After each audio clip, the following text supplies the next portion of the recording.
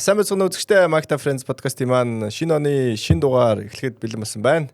Ингээд та бүхэнтэйгээ хамт студиуд тулгаа гана. За ика 3 байна. Маань хэд дугаар лээ 43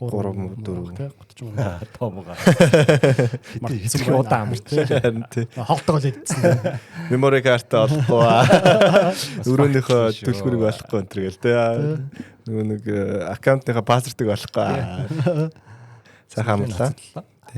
Тэгээд шинэ жилээр бас уг нь пост оруулах гэж бодсон ч гэсэн чаддаг байх те. Одоо үзэгчтэй бас одоо оройтсон ч гэсэнтэй шинэ жилийн мэнд хүргэе. Бүгдээр нь те шинэ оны мэнд хүргэе.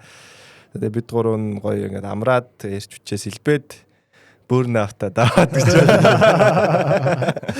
Тэгээд одоо ингээд гоё шинэ нөлөөлөл, шинэ мэдээ, шинэ гоё дугааруудтай ингээд та бүхэнтэй уулзахад бэлэн болсон байна. За өнөөдрийн товч юу гэх юм те одоо агуулга гарчиг агуулга нь болохоор эхлээд 25 оны те нэг баг зэргийн тоо баримтууд багуудын тухай багууд ер нь юу болоод өнгөрөв те тоймлоод highlight те 25 оны тэрний дараа улирал дууснаас хойш ер нь ямархан мэдээ формула 1-ийн ертөнцөөр болж өнгөрөв гэдэг талаар мэдээнүүд ярина.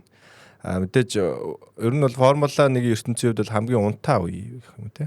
Улирал дуусны дараа. Бүгд амраад гэж шингэнээс амарч байгаа те. Тэгээ бид гурав ч гэсэн амарсан. Тийм үе байгаа. Тэгээд мэдээ бол яг баг цаг байгаа. Тэгээд тэр болгоныг та бүхэндээ бас те апдейт рефреш юу болж байгааг хүргэнэ. Тэрний дараа мэдээнүүд яваад тэгээд бас шинээр орж ирж байгаа 3 багийн талаар гэх юм уу те. Том үйлдвэрлэгчийн талаар багсаг мэдээ бэлдсэн байгаа. Тэгээд юу багуудын нээлт delivery энэ жилийн машина танилцуулах ивентүүд хизээ болох уу? Тэгээд багуудын тест энэ жил бол 3 тест явах байгаа. Тэр болгоны одоо хизээ болох ямар учир утгатай гэдгийг тайлбарлахаар бэлдлээ. За let's go. За түрүү ярьж нэг багуудынхаа өмнөх жилийн ерөнхийдөө нэг товч юмыг база хэдүүлээ ярьчтэй яг юу болоод өнгөрч вэ яач вэ те. За тэгээд яг нэг доороос нэхлэе гэж бодоод байна л та хамгийн сүүл ирсэн багаасаа харамсалтай тий Баяодод харамсалтай нь одоо Альпин одоо 10 дугаар байранд орсон тий 22 он авсан. За энэ бол Альпин баг одоо Рено байхаасаа хойш ингээд сүүлийн байрт орж үзээгүй баг анх удаа ингээд сүүл бишгэж байгаа юм байна. За тэгээд өнгөрсөн жилийн бас нэг онцлог юм нэг бол Альпин одоо өөрсдийн Рено моторыг Мерседесээр солих шийдвэр гарсан. Энэ бол аюу том шийдвэр болсон. За мэдээж гол шийдвэрийг гаргасан нь Briatore те шинээр ирсэн одоо зөвлөх гэдэг байгаа боловч ерөнхийдөө хамаг шийдвэрийг гаргаж байгаа тий. Мафийн тоглогч мафийн тоглогч байгаа. Тэгээд ягаад энэ хүнийг амар онцлж байгаа нэхлээр ерөнхийдөө сүүлийн 4 жил Альпин ингээд баг 5 дахь багийн одоо принциплээ солисон тий. 21 онд одоо Бурновский хүн байсан, дараа нь Safnauer байсан. Тэгээд Faman байсан. Тэгээд өнгөрсөн жил одоо Oaks байж байгаа бас улирлын дараагаар явсан тий. Тэгээд ерөнхийдөө за боли би ер нь өөрийгөө өдөртлөхтэй гартаа авлаа гэж Briatore. Одоо зөвлөх байж байгаа ерөнхийдөө баг энэ багийг ингээд өдөртдөг юм болоод явсан байгаа. Тэгээд эренгүүтээ бас нэг хийсэн гол юм нь болохоор манай нэг дүүхан буюу дүгэнийг авч байгаа Калапиндаг авчирсан тий. Хүүг авчирсан. Тий. Өөрийнхөө одоо нэг өөрөө менежер нэлээ тий баг. Тийм баха. Дүгэний менежер тий. Тий дүгэнийг гаргаж ирээдэнгүүтээ за өмнөх одоо формулагт уралдаад өчлөө одоо болно нэх. Тэг яг хүмүүсийн гадарснаар одоо таамагснаар ерөнхийдөө Калапинтагийн спонсор айгуу баян байсан юм билээ. Аргентин биз дээ тий. Тэгээ ерхэн тэрэнд нь болсон гээд тэг яагаад ингэж хэлж байгаа гэхээр ерөнхийдөө Калапинта ирээд дүгнээс нэг илүү уралдаагүй. Машин адилхан эвдсэн тий. За тэгээд дүгэн Калапинта хоёулаа qualification дээрээс final Q3 руу нэг ч ороогүй. Одоо бүх нисгчдээс одоо ганц тийм. Баярлалаа баа. Тий. За тэгээд оноо бол ерөнхийдөө 22 оноо авсны бүгднгийн гайс явсан тий. За тэгээд хамгийн сайн үзүүлэлт нь бол ерөнхийдөө Silverstone 6 дугаар байранд орсон. За тэрнээс өөр тэгээд баг гавь хийгээгүй. Ярих чирэггүй. Тэгээ одоо энэний одоо бэлэг тэмдэг болгооч гэх юм аашин сүүлийн Абу Дабигийн уралдаанд хоёр нисгч нь хоёулаа сүүлээс ирээд эхлээд старт хийгээд хоёулаа сүүл хэмээн дарсан байна. Ерөнхийдөө улирлыг базаад ирэг өөртөө ингээд харуулдаг тийм. Хоорондоо бол маш шир өрсөлдөн. Тэгэл бусдаа бол. Тэгээ одоо Бреторигийн хэлж байгаагаар бол ерөнхийдөө 26-нд бид нар ганц Мерсер те подиумынтэй өрсөлдөн. 27 онд бол ерөнхийдөө чемпионшипын талаар алдсанаар тэгэл одоо харжлаа тий. Сая өнгөрсөн жил мөр тийм яриад байгаагүй юу? Юу лээ 3 жилдээ яа. Тэгээ 3 жилдээ ер нь авраг болно л гэдэг шүү дээ. Тэгээ хон дээр нэг ганц ягаад байгаа юм Мерседесийн мотор ирж байгаа тал холбоотой юм билээ ерөнхийдөө. Реногийн мотор ч угаасаа 10 морины өвч дутуу байсан юм шиг лээ ерөнхийдөө. Банк. За нэг юм байна. Хоёрт орсон Zauber. Өөрөөр хэлбэл одоо Audi баг тий. За энэ дээр нэг ганц онцлог хэлэх юм гэвэл одоо Питер Zauber гэдэг хүн 1993 онд одоо энэ багаа нээгээд Австрийн тий Австри хүн Швейцар хүн. Тэгээд тэрнээс хойш одоо Абу Даби хүртэл ингээд нийт 600 Гран При уралдаад за BMW Kubica-тай ганц төрөв авсан. Тэгээд иймэрхүү амжилтаа ерөнхийдөө ингээд юуг хааж байгаа. Одоо өөрийнх нь одоо баг эзэмшсэн тэгээд одоо эрагаа одоо нэг дуусгаж байгаа. Тэгээ яг мэдээж гоё дуусгалаа бас Zauber баг нэлээд олон том шинжилэлт хийсний нэг нь одоо Binotto-г авчирсан те багийн юугаар удирдлагаар принциплээр нь одоо Red Bull-ийн Whitley-г авчирлаа те энэ болгон өөрөөр хэлбэл ерөнхийдөө 24 ондтай харьцуулбал маш том өсрэлтийг авчирсан 24 онд 12 хоноотой сүүл мөшгөж исэн бол 12 дугаар байранд ороод 4 хоноотой те нэг Joe нэг азарсан байна шүү дээ. Тэрнтэй харьцуулбал 25 онд 70 оноо болж өсөрсөн байгаа те. Бүр подиумтай. Тийм дээрээс нь ярих юм бол Hülkenberg те манай Халк подиум одоо анх удаа авлаа. За тэгээд ерөнхийдөө 2 дугаар нисгчээр ирсэн Бортолеттагээ залуул Hülkenberg даан мань үтсэн. Qualification дээр энэ хоёр бол 12 харьцаатай. Яг мэдээж Hülkenberg нөгөө туршлага зааж уралдаан дээр илүү он авсан. 51 оноо 19 оноо Бортолет аваад ийм харьцаатай дууссан. Тэгээ яг ерөнхийдөө одоо ингээд Audi руу шилжиж байгаа. Дээрээс нь одоо боловсон хүчин бас нэлийн сайн хүмүүс авцтай инженер тал дээр уралдаан тал дээр нэг туршлагатай нөгөө тал дээр өсөх ирээдүйтэй тийм ийм ир зоригоор дүүрэн хүн байгаа учраас ерөнхийдөө Zauber буюу одоо Audi багаас ирэх жил одоо энэ жилдээ химиг хүлээх одоо хүлээж байгаа гэдэг юм юутай байгаа. Хүлээж болно гэж үү? Хүлээж болно. Тэгэхээр сая одоо 9-д орсон энийг бараг ахиулагч тийм боломж байгаа. За дараагийн баг Haas 8 дугаарнд орсон 79 оноо авсан. За энэ дээр онцлох юм гэвэл 23 онд 12 оноотой авч ирсэн бол 24 онд Ayuka Komatsu ирээд 58 болоод энэ жил тэрийгээ бүр ахиулаад 79 оноо авсан. За энэ дээр бас одоо боловсролчдын дээр онцлох юм бол юу юм бэ лээ? Рейс инженерийн Nendi гэдэг энэ Zauber-т ажиллаж исэн инженер ирсэн байлээ. Тэнгүүтээ одоо нэг рейс стратегист л шүү дээ. Тэр нь болохоор рейсинг бүлд ажиллаж исэн Kridelich гэнэ тийм хүн ирсэн байлээ. Тэгээ спортын директор Марк Лоу гэдэг. Ерөнхийдөө Ayuka Komatsu одон жил ирээд энэ жил ингээд бага бас ингээд өөрийнх нь одоо хүмүүсээ сайжруулж чадсан бага түрээлэх байна. Хүрээлт одоо хамт ажиллах хүмүүсээ сайжруулад нөгөө тал дээр Ocon Berman хоёр гэсэн бас нисгчээ солиж чадсан тий. Hülkenberg явуулаад Magnus-ыг явуулаад хоёр юм туршлагатай хүн явуулаад бас нэг юм залуу гэхдээ бас нэлийн туршлагатай Ocon байна тий. Нөгөөт нь талаар fresh хүн гэдэг. За энэ бол бас өгөөж өгсөн тий. Тэгээд Haas-ын бас энэ жилийн бас нэг гол онцлог юм нь Ocon-ы инженер нь эмэгтэй хүн байна тий. Laura Miller гэдэг. Тэр бол анхны одоо инженер дундаа нэг эмэгтэй болж байгаа. За нөгөөх нь бол бид нар мэдж байгаа тий Red Bull-ийн рейс инженер гэх эмэгтэй юм байдаг тий. Хана Шмидт стратеги юм тий. За тэгээд Haas-ын бас энэ жил онцлох юм бас ингээд сүүлийн 2-3 жил ингээд сайн байр эзлээ яваад байгаа учраас нэг спонсороос авах мөнгө нэмэгдээд илүү олон спонсортой болоод дээрэс нь юу яаж байгаа нэг шагналын сан нэмэгдсэн учраас одоо багийн эзэн Jin Haas те мөнгө хийхээс илүү одоо баг нь өөрөө өөрийгөө тийжээгээд аваа явах юм хэмжээнд очсон энэ жилээс. Тэгэхээр энэ бол маш том прогресс гэж харж байгаа. Тийм шүү дээ. Одоо Jin Haas баг 10 жил энэ багийг зүгээр хувийнхаа мөнгөөс карманаас тийжээгээ явуулсан. Анх удаа за та мөнгө өгөөд бид нар одоо өөрсдөө тийжээч гэдэг ингээд Одоо 90 цент Тий, хүүхэд нь том болж байгаа шиг тий. 18-наас хүрчлээ тий. Одоо аав одоо баярлаа. Одоо би ажлыг мөнгө ол яа. би өөрөө олчихлоо тий. За энэ дээр нэг онцлох юм гэвэл Берман Оконыгоо одоо барьж идсэн чааш. Илүү одоо амжилт үзүүлсэн. Quali дээр бол 10-14 гэдэг харьцаатай. Уралдаан дээр бол 41 оноо. Тэгээд Окон бол 38 оноо аваад ингээд илүү ирсэн. За тэгээд best finish нь мэдээж Берман 4-р байнд орсон тий. Мексикт. Окон болохоор Хятад 5-р байнд орсон байгаа. За талаар нь говчээ. Тий, ер нь бол жоохон surprise өстэй. Тий, Оконы карьер ер нь жоохон эвгүй болцсон үгүй баг 26 оноос цааш тий. Одоо ингээд сайжрахгүй бол хахад өөр баг руу орох боломжгүй болчих тий. Авахаргүй болчих тий. Дөнгөж орж ирсэн rookie ингээд гүйлжлээ тий. За тэгээд Хаасын одоо нэг онцлог ганц хоёр юм байгаа. Нэг нь одоо энэ Хаас бол Ferrari-гийн одоо юмыг ашигладаг шүү дээ. Хүлээн зөвшөөрөгдсөн авч болох бүх юмыг авдаг тий. Одоо бараг 75% жилүүдээ тий. Тэнгүүд энэ жилээс регуляшн өөрчлөгдөж байгаа. Ирэх жилийн машинаас юу ч авч болохгүй. Одоо ер нь өөрчлөгдөж байгаа шүү дээ тий. Тэгэхээр Хаас яах вэ?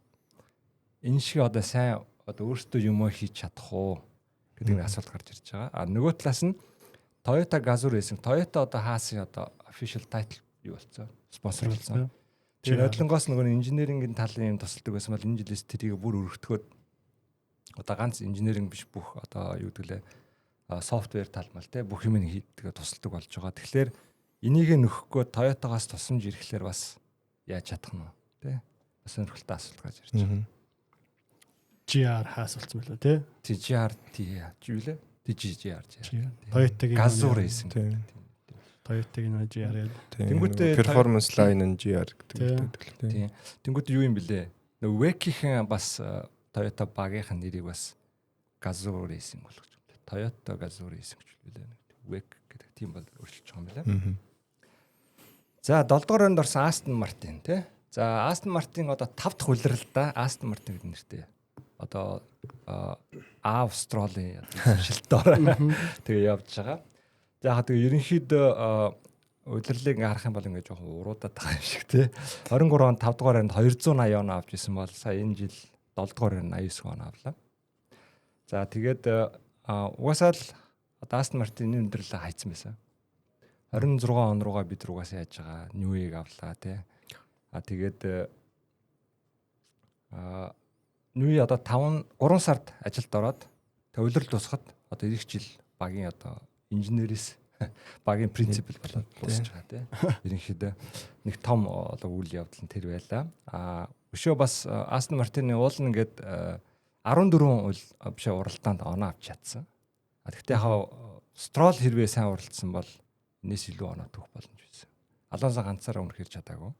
Тэгээ дээр нь бас амар их азгуутсан мэт тий. Зүгээр л оноогоо алдчихадсан. Тийм ингээл питэн дээр ороод азгуутайл нэг бол стратеги нь буруу хийгээл урж явж байгаа л алдчих тий. Юу гэдэг зам дээр байгаа хамгийн байж болох одоо бүх муу туулж гисэн алуусаа тий. Why all дандаа би. За тэгээд Aston Martin одоо хамгийн одоо их оноо түүж авцсан уралдаан бол манай Унгарын уралдаан байсан. Алонсо 5 Stroll 7-д. Тэгшээ энэ шигээ дабл оноо ч юм уу гэдэг ийм их оноо түүж авцсан уралдаан хийж чадаагүй. За тэгээд гол асуудлууд одоо ийм гарч ирж байгаа. Stroll угаасаа энэ жил уралдаан гэхээс илүү манайх шинэ баазаа хийчлээ. Манайх wind tunnel те хийчлээ. Манай 26 онд манайх New-ийг авчлаа гэл ерөнхийдөө энэ жилийн уралдаан бол хайцсан байсан. Тэгэхээр одоо өөрийнх нь ингээ хайплаад байгаа шиг 26 онд ийм сайн байж чадах уу? Одоо чинь хэдэн тэрбумыг оруулсан гэдэг байгаа лээ те. Аавнаас л юм баг. Тэ. Тэнгүүтээ Stroll-ыг угаасаа бид нар мэдж байгаа. Хүү Stroll угаасаа энэ багт бас байх ёсгүй хүний нэг болчиход байгаа. Гэхдээ мэдээж ингэж их одоо юу юм хөрөнгө оруулж энэ бага босгочод хүүгээ одоо халдах арай болоогүй баха. Тийм учраас эх жилдээ бол хүүдээ нэг одоо юу гэдэг те competitive car машин ямарсан бүтээгээд за одоо жисто чадвал минь хүч чадахгүй л одоо sorry. Жалаас одоо бүр Алонсогоо бардгүй гүвдгүй махад ард нь ойрхон байгаал тий. Тэнгүүд Алонсогийн бас ярилцсан дээрээс хэлж ирсэн үг байсан юм байлээ. За би нэг сүүлийн удаа тий бас нэг боломжийн машин уралдаад нэг уралдаа тэгээ зодгоо тайлбараа ингээд. Тэгэхээр яг одоо яг 26 он бол яг тэр үе ирж байгаа л гэж. Хамгийн орчин үеийн бааз инженерүүдийн хийсэн тий одоо new юм хийсэн машин одоо бэлэн болж байна. За одоо тэгээ жиж болоо одоо үнэхээр чадвал харъя гэдэг. Одоо нэг юу хувьд тийм төсөөллийн хувьд хамгийн одоо ингээд зөв хүмүүс нь бүх юм хийгээ бэлдсэн тийм арын албанд бүгд байгаа. Хоёр нисгч тэрийг гаргаж чадаад одоо тэр аз яндон дахиад бас байх юм бол тэрийг одоо хүртэх багмын боломжтой баг ганцаар байгаа шүү дээ. Бүх юм шин тийм бүх юм одоо орчин үеийн одоо бүх технологи авчирчаад байгаа одоо тэгэл хатаарай. Тэр болгоно нийлэх гэсээр дахиад 1-2 жил болох байлгүй тий. Тэрнийхээ учрыг олохгүй одоо хүмүүс нь хараагаа. Энэ яа энд авчин яа тэгэл 26 өнгөрөх байлгүй. За дараагийн баг Racing Bull тий. Red Bull-ийн охин баг. Тийм. За 21 онд 6 дугаар байранд 142 оноотой байсан бол энэ жил 25 онд 6 дугаар байранд гэхдээ 92 оноотой ингээд дуусглаа. За гол хэлэх юмгүй л одоо ер нь Хайлмутийн л өдөрдөг багш тэ ерөнхийдөө ингээл жил болгоно нисчээс хэлдэг тэ шинэ авчрал өгч болохгүй за яа гэл манайх шинэ авчрах зайл энэ багт ороод уралдаад хараадах гэл ингээл одоо Хайлмут байхгүй тэгэхээр нэг баг нь доктортой нэг нисгчтэй уралдах нөө тэр сонирн байна. Тэгээд энэ жилийн бас нэг давуу тал нь энэ Jody Egginton гэдэг инженерийн одоо машиныг хийсэн билээ одоо new шиг хүн. Тэгээд энэ хүний хийсэн машин үнэхээр сайн байлаа. Тэгээд дээрэс нь одоо Барселон хавцаа тий 2 дугаар хагас авчирсан машины шинжилэл бол үнэхээр гоё таарад тэгээд одоо муу уралдаад байна гэсэн лоос маань хүртэл ирээд сайн уралдаж ирсэн шүү дээ. Дэшээ гарч эхэлсэн тий 3 руу орж эхлээл. Тий тэгээ бараг л хажаартаагаар маань үзэлдэх хэмжээнд бас өстэй. Тэгээд өшөө нэг онцлог юм зарим уралдаан дээр бараг охин бишээ нэг Red Bull тэгээ бараг аан маань үзэх гэдэг машин тийм сайн илүү байна тийм. Яг нэг тохироогийн тэр замдаа тааруулчвал ерөнхийдөө барыг хурдан явах гэдэг тийм тийм. Red Bull-ийн муу зам дээр Racing Bull бараг төлөвлөлт тийм.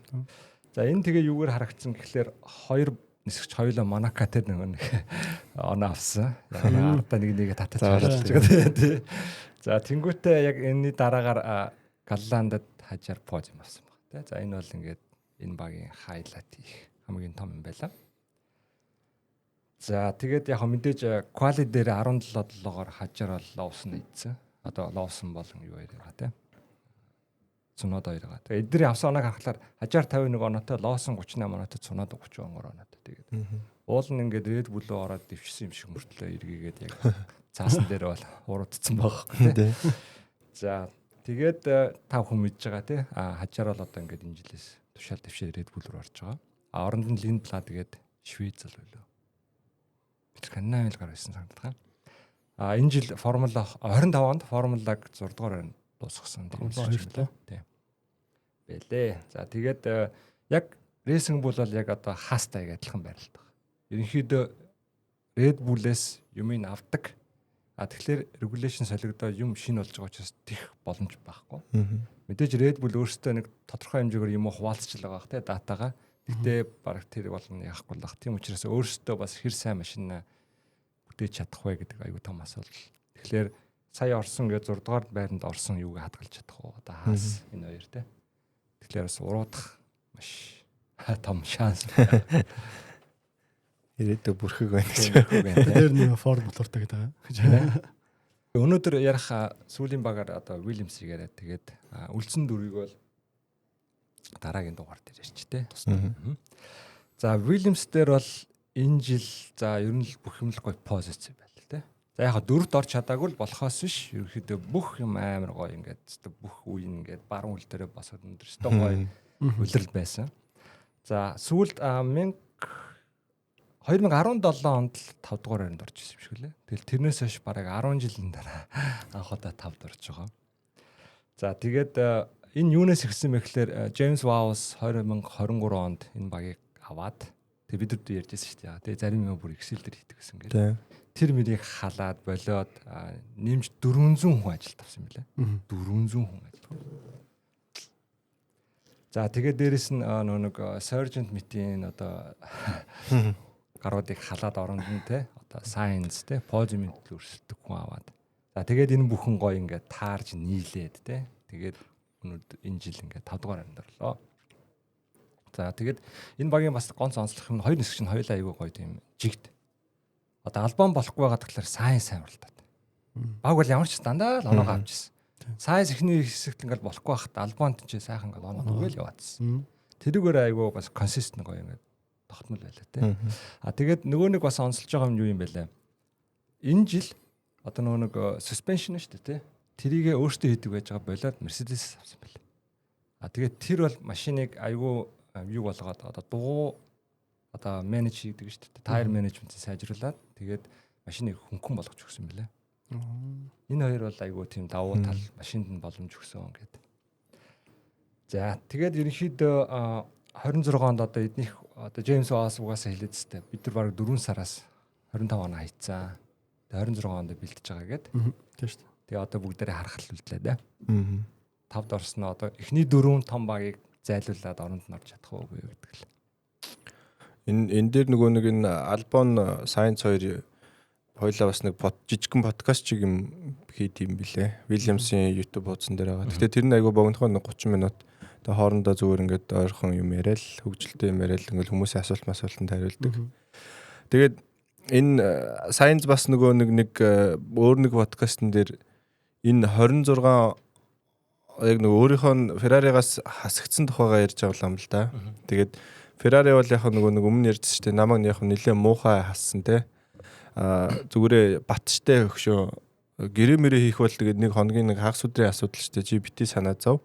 Тэг яг цаг нь болохоор чамаа гэж хэлж исэн тий.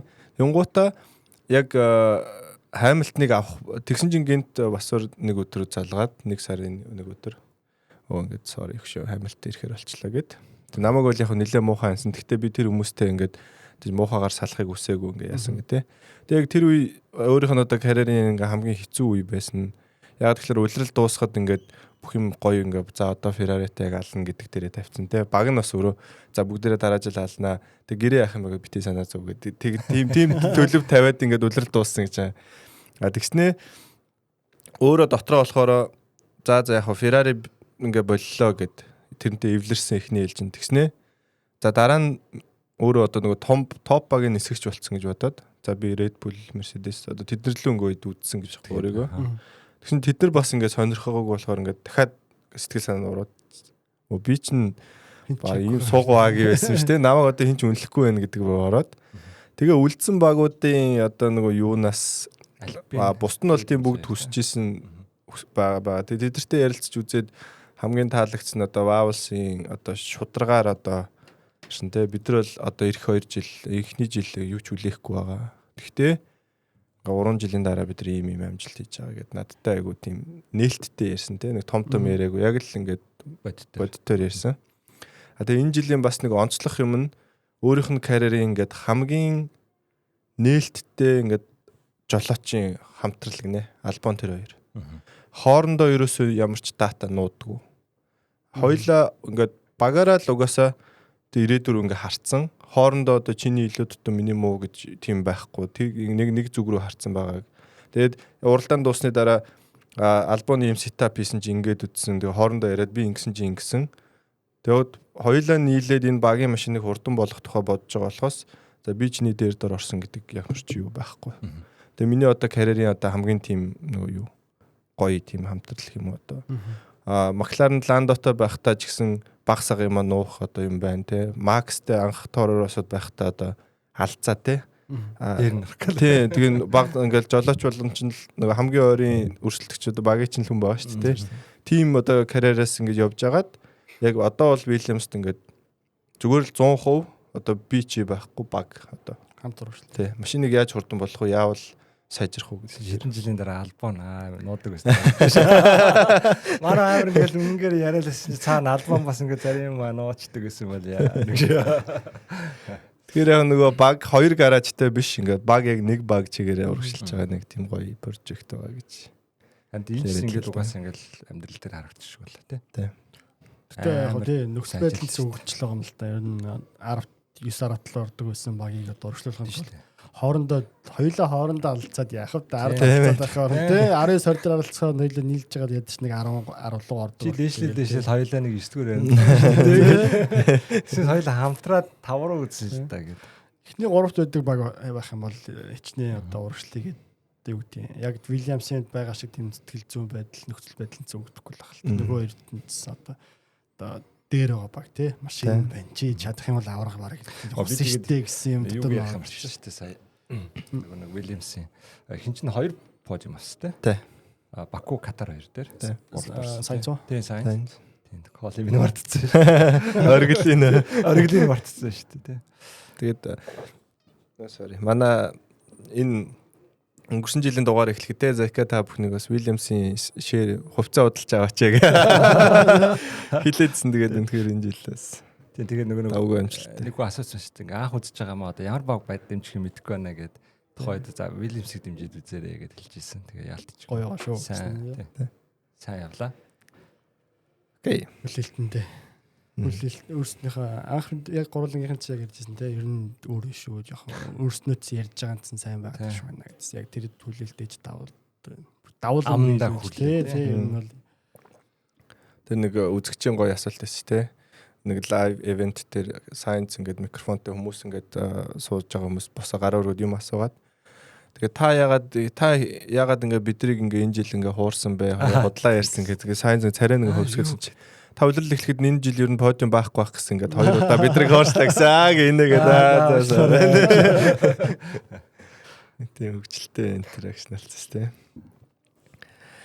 За тийм байна. Тэгээд 10 багийн 6 те ерөнхийдөө тоомл бол улирлын төгсгөлд иймэрхүү мэдээ байна те. Та бүхэн бас энэ 6 багийн талаар ч юм уу эсвэл энэ 6-ыг дэмждэг хүмүүс байл те. Өөрсдийнхөө сэтгэлд хамгийн энэ жил 25 он тод үлдсэн дурсамж эсвэл яг тэрийг үзээд юу бодогдсон эсвэл аль баг дээш явах вэ аль баг 26 доош явах вэ тэр болгоныг комментируулдагрэ. Тэгээд дараагийн 4-ийн дараагийн дугаар дээр. Наагч 2 7-ны дараа. Тэгвэл юу нэм юу лээ? Ливери зарсны дараа хэдүүлээ гэж ярьжтэй. Окей. За одоо гарчгийн дагуу агуулгын дагуу одоо мэдээний болон руу шилжинэ. Эхний мэдээ болохоор за юу би нэг юм уншсан саяхан өнөөдөр л гарсан байлээ л дээ. Хорнер ч ерөнхийдөө нэг багийн хувьцаа эзэмшиж ирээ гэдэг байгаа шүү дээ. Тийм.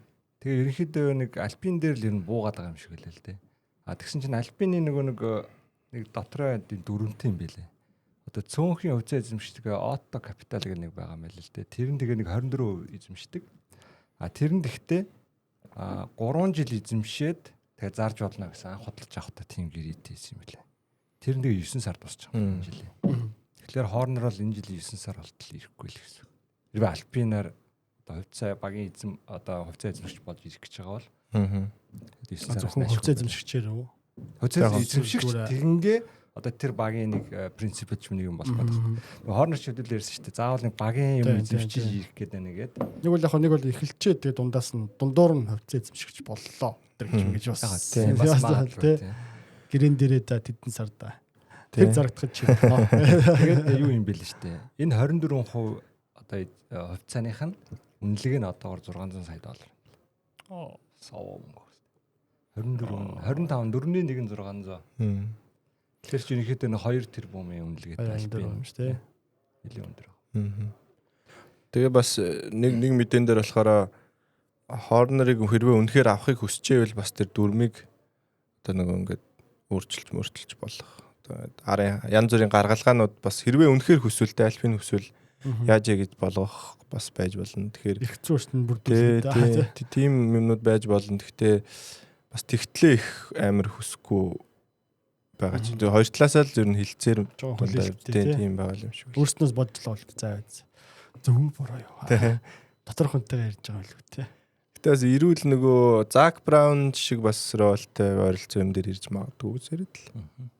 Яг нэг хүн уралдаанаас гадуурх мадурх юм бас давхар хийж мэддэг тий. Тиймэрхүү юм дээр тийм принцип сайн ш тий. Ер нь бол Зак Браун тэгээс тий.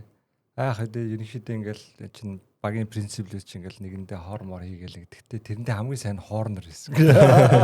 Тэгээ одоо байхгүй болчих юм жоохон өөдгөртэй. Нуханы юм яриа. Та нар намайг л ингээл одоо ингээл хорж морж ингээд хаггүй штэ. Хорнер чинь бест гэсэн. Гэх юм байгаа штэ. Тийм.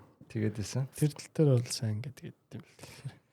За дараа нь нэг байгаа ганц мэдээ. За ганц жоохон одоо нэг мандатны мөнгө гэж ярьдаг те. Одоо нэг урилал эхлэхийн үнэгээр мөнгө төлж одоо формулад уралдах хэрэг авдаг. Тэгээд энэ болохоор ерөнхийдөө нэг үндсэн төлбөр нэг 11,800 евро.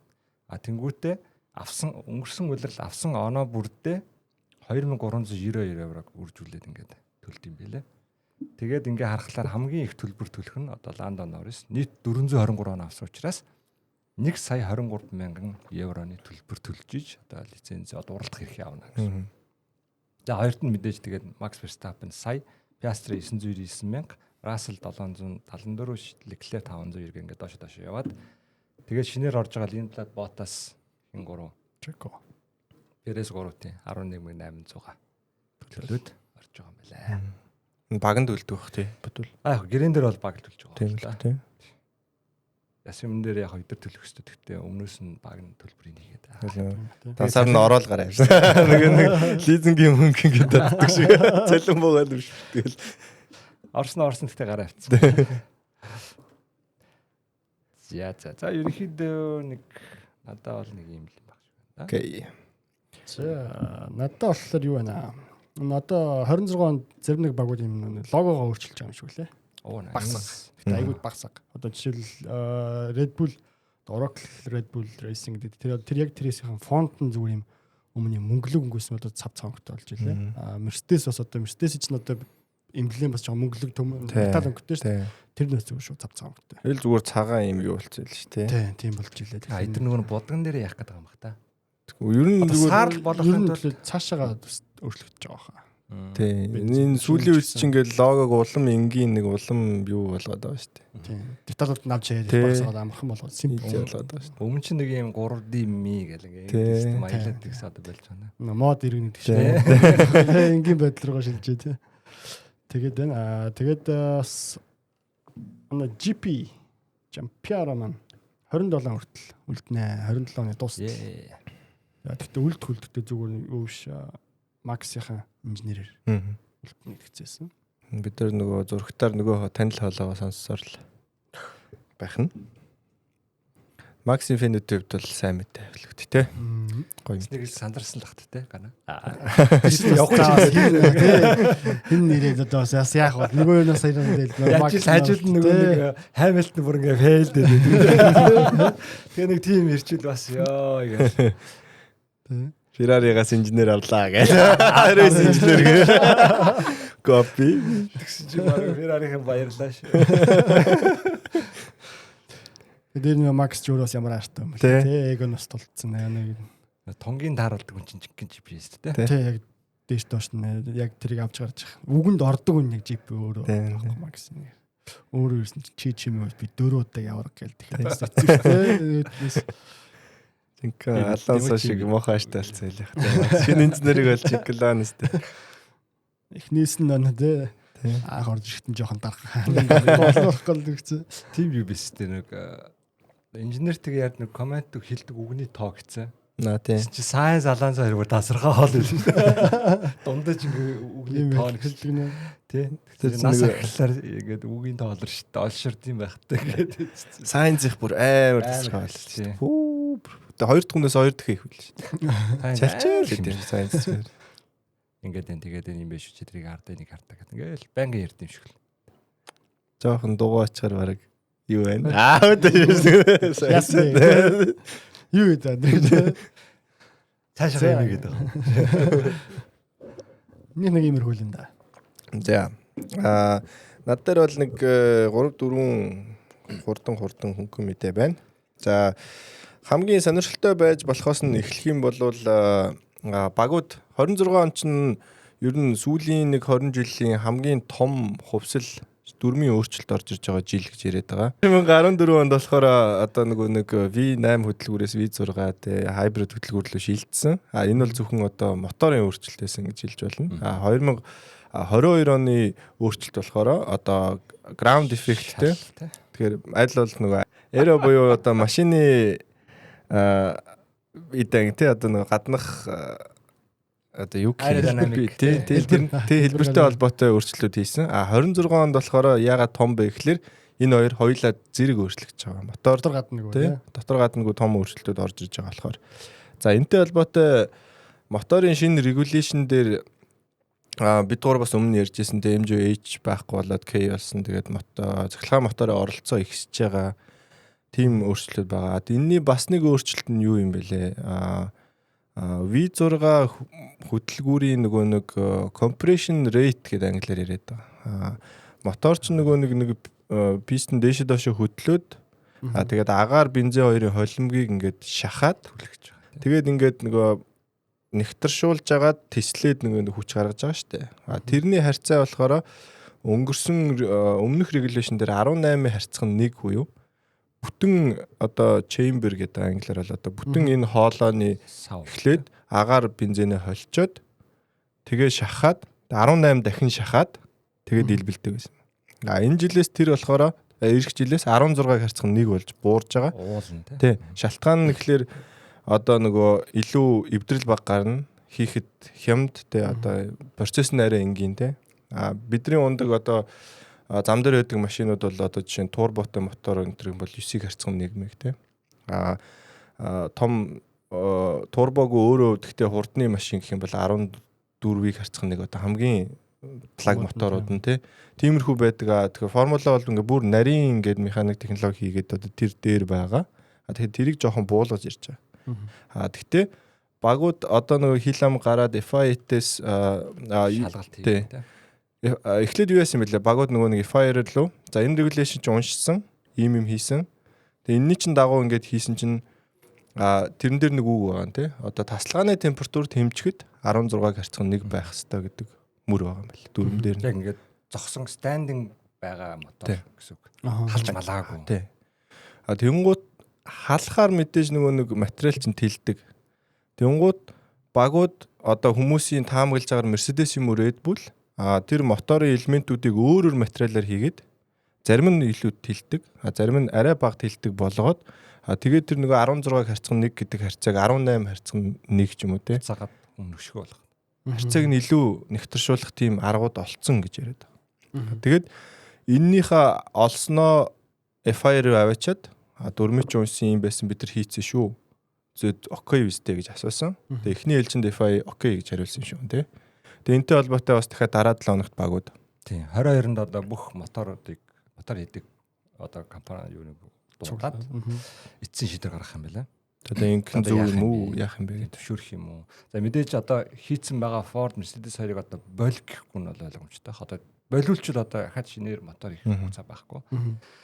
Тэнгүүт одоо эндээс тийм дундаас нэгэн гаргалгаар гаргах байх. Тэгээ мэдээж улирал эхлэхээс өмнө одоо ийм хэрүүл маргаантай бодохгүй тул ямар нэгэн дундаас нэг шийдэл болоод явах байх. Нэг талд бол одоо Ford Mercedes хоёр байгаа. 16-1 18-1 болох арга болсон.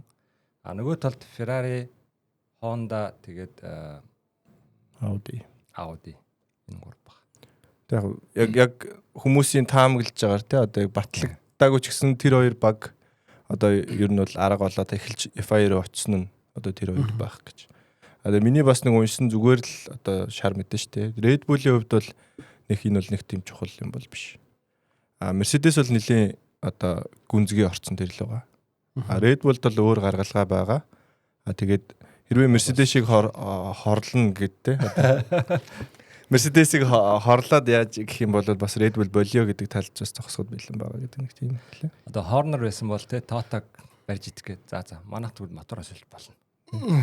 Шууд Mercedes шүү. адилхан. Тэгээд нөгөө тал руу оронгуудаа за 4 эсрэг нэг. Одоо энэ ингэснээрээ нэг 5-аас 10 морины хүч илүү хожиж байгаа. 10 хүртэлх морины хүч гэсэн тийм. Тэгээ энийг хамгийн их эсэргүүцэж байгаа багууд нь нөгөө өөрсдөө мотор үйлдвэрлэдэггүй багууд. Энэ эсрэг байгаа. Яг бас тэгээд юу юм бэлээ? Энэ жилийн регулейшнийг бас нэлээд хүмүүс ам муутай байгаа. Нэг юм нэлээд гинэн нөхөр битсэн байна гэдэг нэг тийм YouTube-ийн channel дээр. Яг тэгэхээр өмнөх дээр бол зүгээр 18 compression rate нь 18-аас бага байх ёстой л гэд мөр байгаа. Тэрэн дээр ямар ч бид нэр ийм үе тестлэн гэж бичээгүй. Тэгээд шин дээр ингээд бид нар тасалгаанд ингээ биччихээр л ингээд энэс ургаад юм олон асуудал болж байгаа.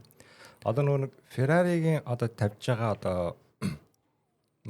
юу гэх юм те маргаантай юм нь одооний регулейшнд бас юм байгаа юм байна.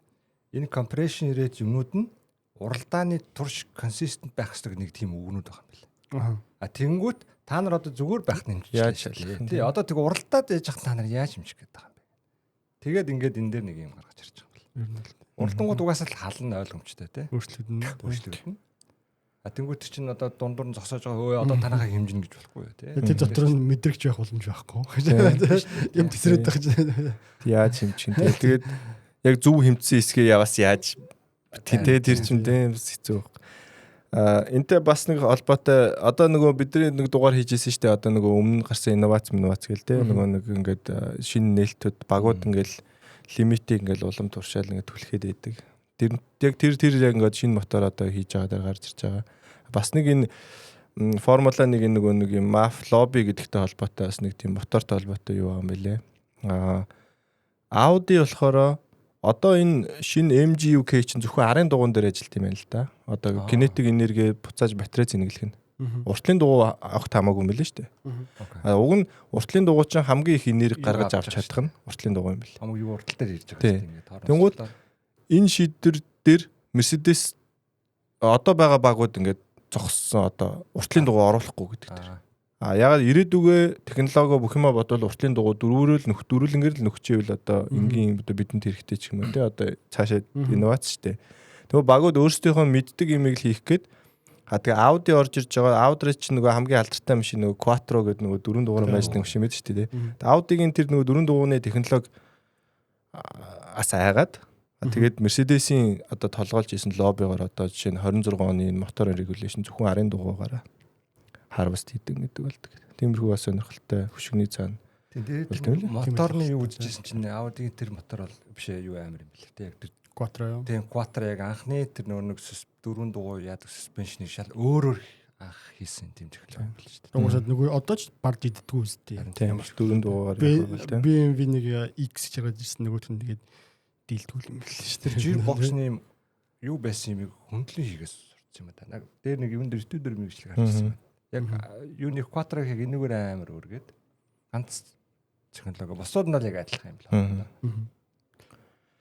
Тийм сонирхолтой мотортой холбоотой тийм мэдэнүүд байна те. Тэгээд Закагийн хэлснээр ер нь бол тэгээд одоо улирал эхлэх чахад багуудыг шууд бойл гэж хэлж чадахгүй бах. Гэхдээ дундаа нэг л гаргалгаа гарах бах та. Тэгээд бас нэг таамаглаж байгаа юм нь юу юм бэлээ. За яг одоо байгаар уралдээ. Тэгээд хинийх бол одоо Mercedes жишээ нь Ford 2 жишээ мэд одоо мотороо хөгжүүлэхгүй. Бид нар хөгжүүлнэ. Тэгэхээр тэр нь одоо бидний бажетанд орохгүй.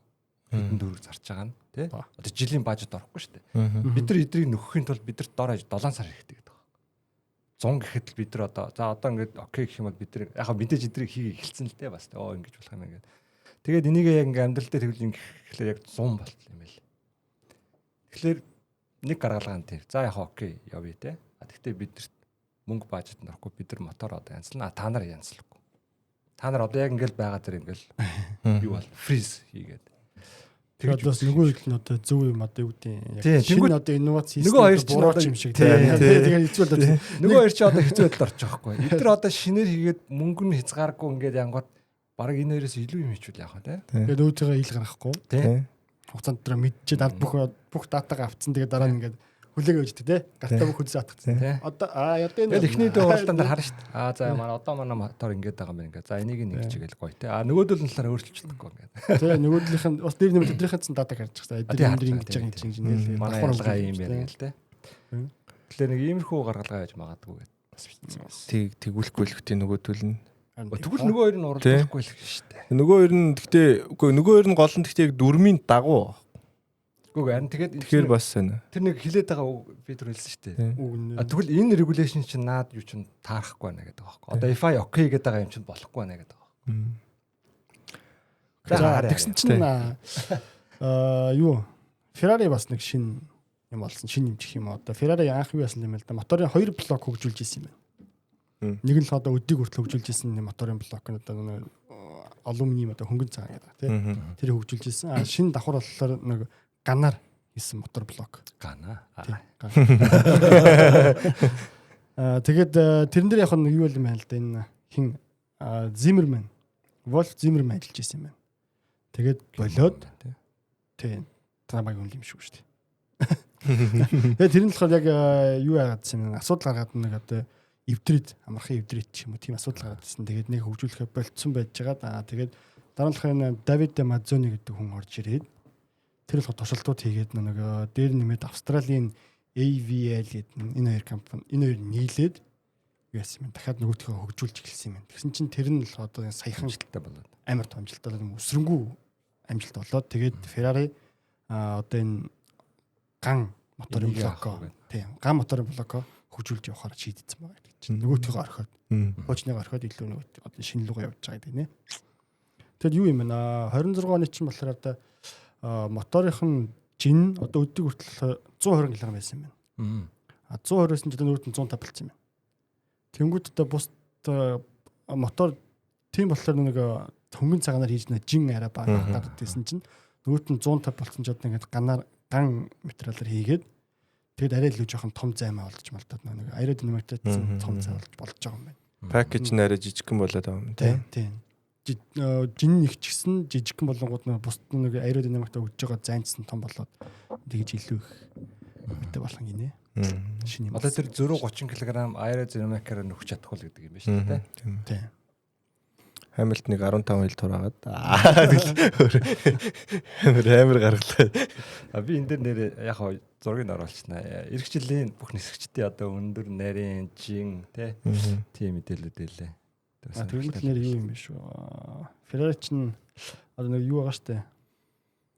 Батарей байгааз. Батарей нь хамаагүй хөнгөн бас батарей байх юм. Адилхан өөдөж гисэн илүү хөнгөн байх учраас. Тийм амар өсрөнгөө бусдаасаа байж чадгүй. Мэдгүй. Тэр юу л гайхал юмс. Наа чи яг нэг Итали үний бичсэн лээ. Дуусна Итали. Тий харин мэдээлээ шүү. Манай хэрэгчлээ. Саяхан ингээд яасан маа. Өчигдөрөөс л уржигдөрөөс л нэг project code-ийн 670 намжлыгээ гараад тэгээ машин SF 26 нэмж байгаа гараад тэгээд Италийн баах нэг хэвлүүлчин за энэ машин юм болж байгаа гэл. Ам оролцсон биш ч гэсэн сэвж гисэн аахгүй. Тэгээ би уншчаал за нэг жоохон байж байгаа.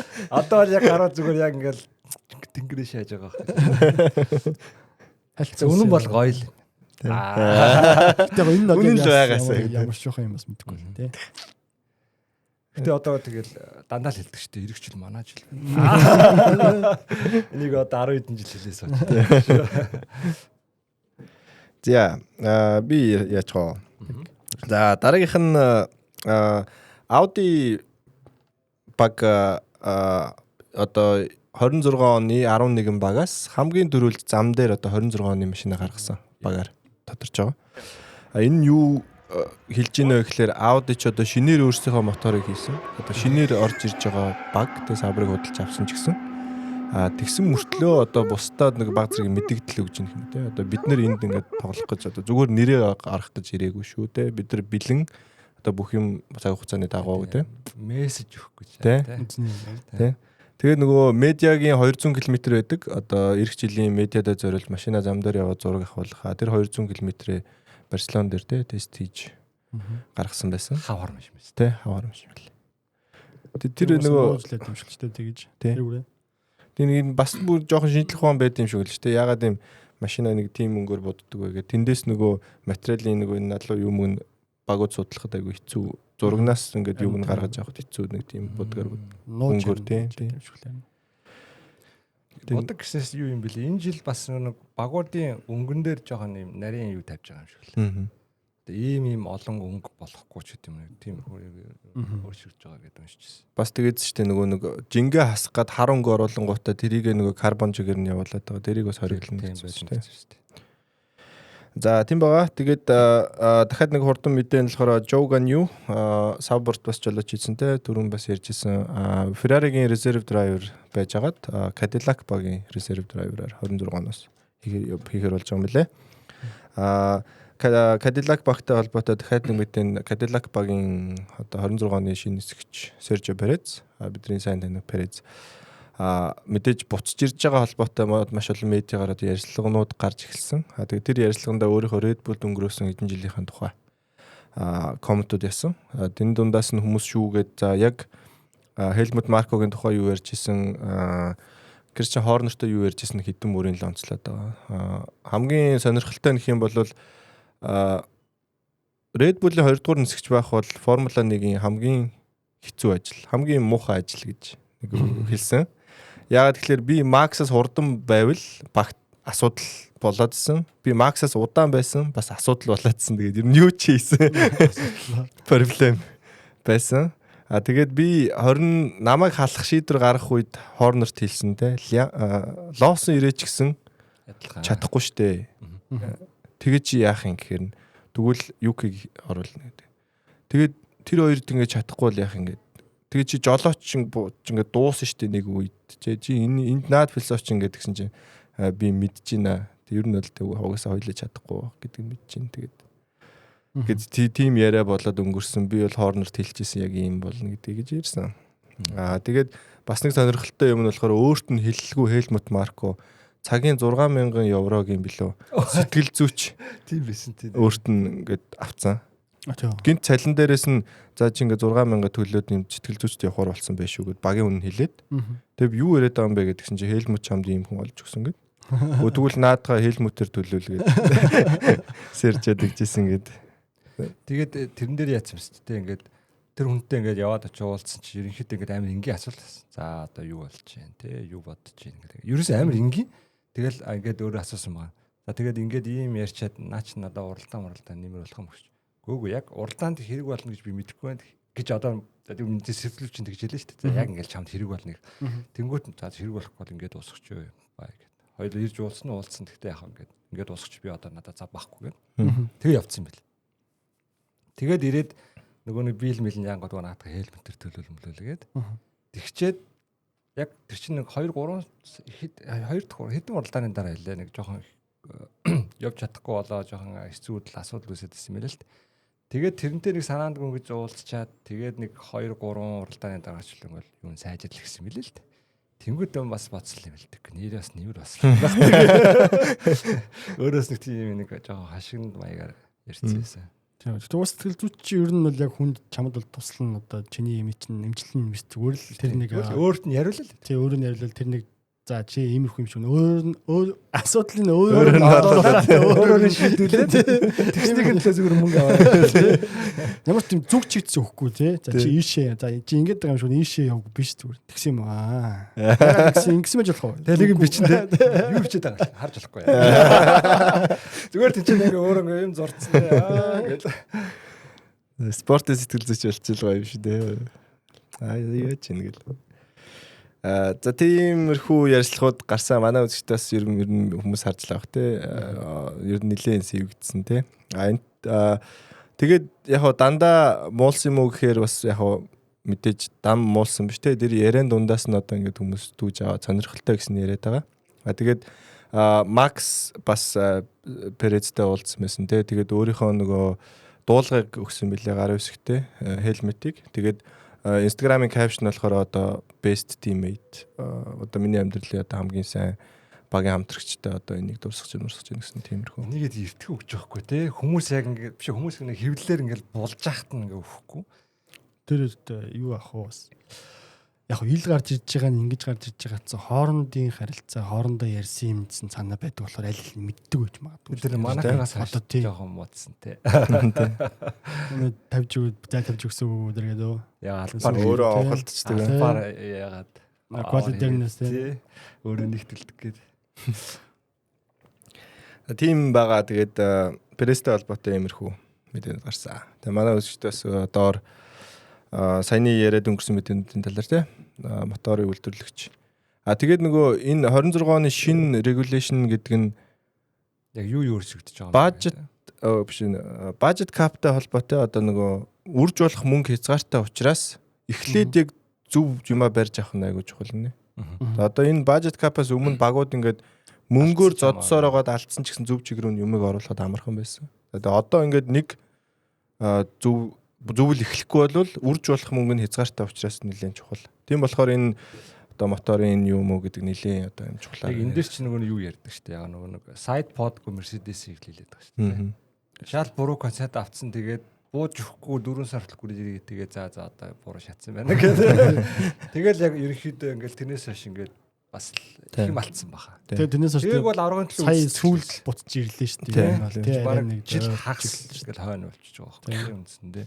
Тэгэхээр энэ болгон ер нь бол маш чухал. Тэгээд эх жил бас хамгийн сонирхолтой болгож байгаа нэг юм.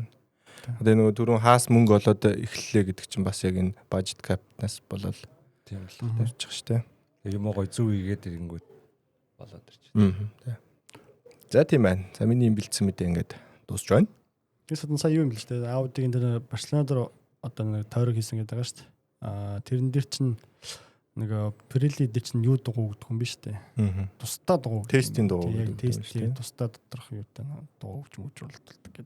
Тэгвэл илүү мэдээлэл авчих. Тийм даатаг үлгэн тул тийм ерөөсө бүх юм нэгж 2027-28 оноос Португалийн зам маань юу гэсэн байлаа?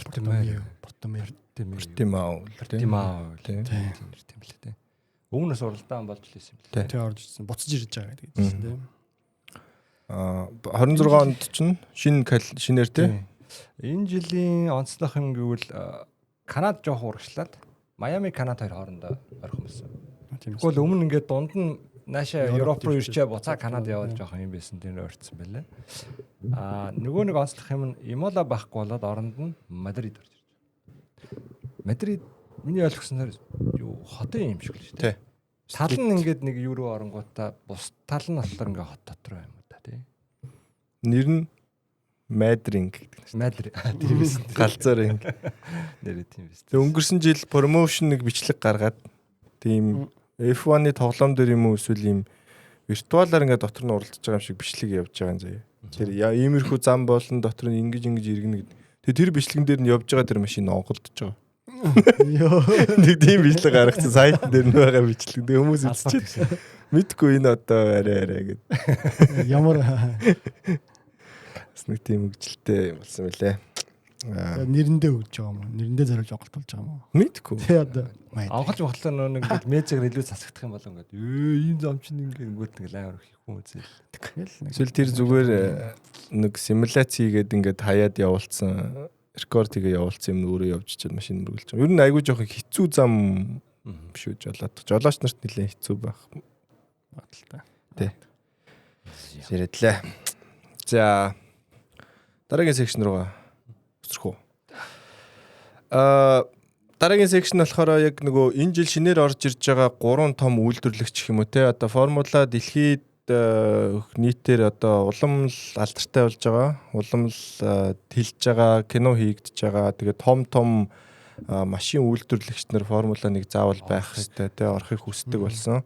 За энэ жил өмнө 2 жилийн өмнөөс бол Volkswagen Group-ийн одоо Porsche орж ирэх гээд Red Bull-тэй яриа хийж байна гэж ярьсан тий. Тэгээд тэрний дараа бол Audi орж ирэх нь тодорхой болсон. Тэрний дараа Andretti гэдэг баг орж ирэх гэж 22 оноос хойш үзээд болоогүй. Тэгэхдээ General Motors тий. Cadillac ивент итгэгчээр дагуулж орж ирснээр одоо шинэ баг үүсэх боломжтой болсон. За мөн Ford одоо Red Bull хамтраад мотор хийгээд эхэлсэн. За тэгээ Ford одоо өөрийнхөө нэрийг Formula 1-д оруулж байна. Тэгээд 26 онд энэ болго одоо хамгийн том шинжилэлт гээд байгаагийн бас сонирхолтой болгож байгаа нэг юм нь 11 баг 12 оноос хойш хаасаас хойш анх удаага цоо шинээр баг уралдахаар болсон. Тэгээд Cadillac гэдэг нэртэйгээр уралдахаар болж байгаа. Тэгээд энэ 3 шин том үйлдвэрлэгчийн талаар зүгээр хальтхан прожектын талаар тэгээд ягаад гурлаа юм өөр байгаа юм бэ гэдэг хальт юм ярих гэж бэлдсэн. За эхний хамгийн easy нь болохоор Ford Red Bull-ийн хамтрал. Тэгээ Ford-ийн нэг YouTube-ийн бичлэг үзсэн юм л та. Ford-ийн нэг юм олон юуны уралдаан хариуцсан захирал гэдэг нэг үний яриагаар болохоор Ford угаасаа Formula 1 орохыг бол одоо хүсэжсэн. Тэгээд нөгөө өмнө нь бол бас нөгөө багтай байсан Jaguar гэдэг баг нь одоо Red Bull болоод Red Bull-тэйгээ одоо буцаа нийлж байгаа тийм түүхтэй.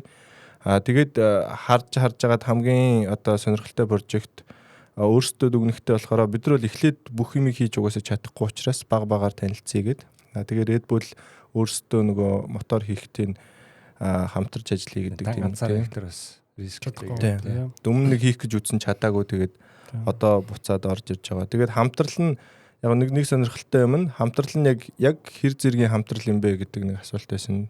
одоо Ford хийж өгöd байгаа юм уу? Red Bull хийгээд Ford зүгээр мөнгөний өгöd байгаа юм уу? Эсвэл Ford-ийн нэрийг зүгээр ингээд спонсор наадаг юм болоод байгаа юм уу гэд. Тэгээд тэр хүн болохоор эхэндээ бол зүгээр юм мэдлэг солилцох маягаар эхэлсэн. Одоо Ford мэдээж маш олон машин үйлдвэрлэдэг учраас ингээд ингэдэж шүү. Цахилгаан мотор юм байдаг те. Одоо цахилгаан мотортой холбоотой мэдлэг нь Ford-д илүү байсан гэж Red Bull-аас илүү. Red Bull болохоор дотоод шаталтын хөдөлгүүр одоо хийдэг юм аа сайн мэдж байгаа. Тэгээд тэрэнд нь бол тусалсан те. Тэгснээ сүүлдээ ингээд нэлийн харилцааг үнзгэрсэн чинь Ford одоо нэг юм жижигхэн эд материал үйлдвэрлэх дээр нь хүртэл бас тусалж болох юм байна. Одоо машин дэш штэ машин дайл хийн штэ тийм моторын жижиг эдэн тэр болгоныг одоо бас моторын тодорхой хувийг бас Ford-ийн үйлдвэрүүдэд үйлдвэрлэж байгаа.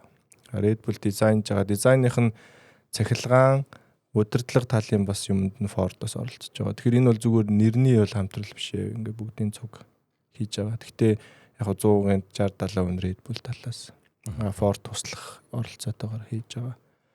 Тэгээд бас Ford-д таалагдсан бас Audi гэд бүгдэнд таалагдсан нэг юм нь одоо нөгөө цахилгаан тэгээд 100% нөгөө нэг дахин нөхөн сэргээгдэх бензин 26 оны гэдэг нь таалагдсан учраас 20 оноос хойш ярьж эхэлсэн одоо хамтрал нь одоо ингэж орж ирж байгаа гэдэг. Тийм байна лээ. Хоёр дахь сонирхолтой нь болохоор Audi дөрөв хальт яриад өнгөрсөнтэй. Audi болохоор юм нөгөө нэг юм уралдааны серисүүдэд дөрөв хамгийн том нэртэй алдартай том брэнд. Rally, endurance racing бүгдэнд нь бол том амжилт үзүүлж ирсэн тийм брэнд. Тэгээ мэдээж нөгөө нэг Герман 3 том үйлдвэрлэгчийн юу гэдэг чинь одоо BB-нийхаа дээр гарах гэсэн Audi, Mercedes, BMW тий. Тэгээд Mercedes-ээс одоо Mercedes яг нөгөө нэг Формула 1-д орж ирээд маш том амжилт гаргацсан. Тэгээд Audi одоо өөрсдийгөө одоо Mercedes-ээс дутахгүй гэдгийг харуулахын тулд орж ирж байгаа. Тэгээ зүгээр нэг бол орж ирж байгаа биш шүү гэдэг мессежийг бол аягүй өгч байгаа тий. Бэмлээ чарж ирээстэй. Фейл усаацтай нагарах гэсэн тий. Toyota 2. Тэгээд Audi-гийн нэг зөрөгтэй юм нь шууд өөрсдийнхөө моторыг шинээр хийж орж ирж байгаа шинэ баг мөртлөө. Тэр нь бол бас сонирхол татж байгаа. Тэр нь бас цаагаараа одоо бид нар бол энийг бол хийж чадах хэмжээний баг гэдгээ.